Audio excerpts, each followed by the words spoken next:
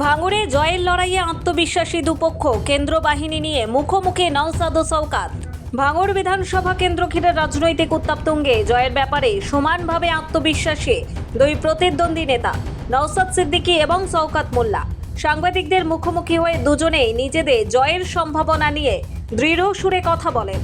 নওশাদ সিদ্দিকীর দাবি, ব্যাপারটা হচ্ছে বুথ জ্যাম করছিল, বুথ জ্যামটাতে মানুষকে প্রভাবিত করছিল, ভয় দেখাচ্ছিল।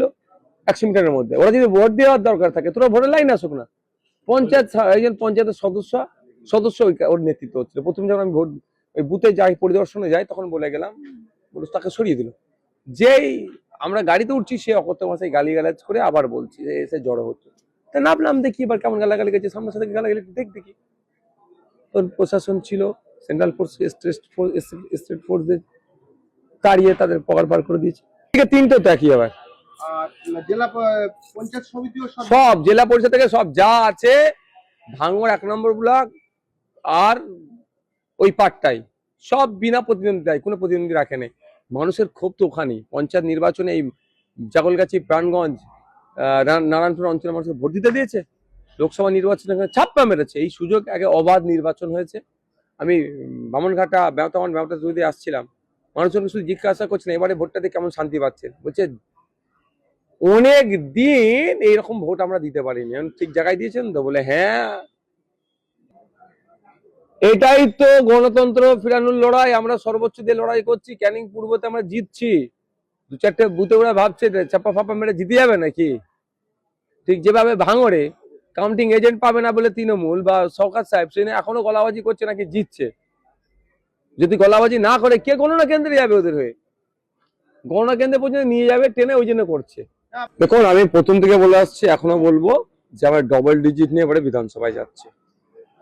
তবে সত্যিকার কথা, এবার নির্বাচন অনেকটাই ফ্রি অ্যান্ড ফেয়ার হয়েছে। গণনাটা বাকি আছে। যেভাবে মানুষ ভোট দিয়েছে স্বতঃস্ফূর্ততার সাথে, আমাদের রেজাল্ট 2021 থেকে অনেক ভালো রেজাল্ট হবে।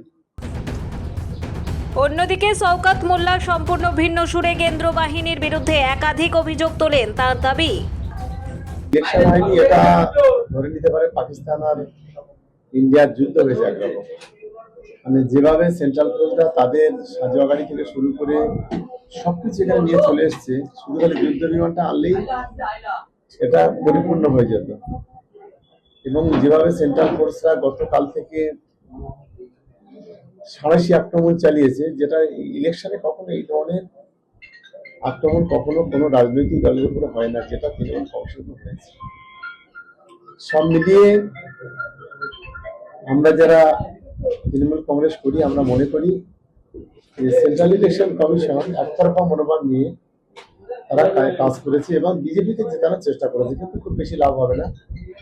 মমতা বন্দ্যোপাধ্যায় চতুর্থবারের জন্য মুখ্যমন্ত্রী হবেন, শুধু সময় লাগবে।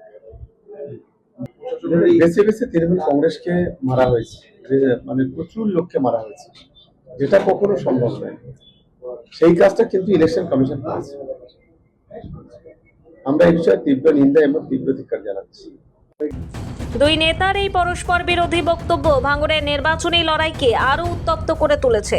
এখন দেখার শেষ পর্যন্ত ভাঙড়ের মানুষ কার ওপর আস্থা রাখেন। ব্যুরো রিপোর্ট, নিউজ দিগন্ত বার্তা।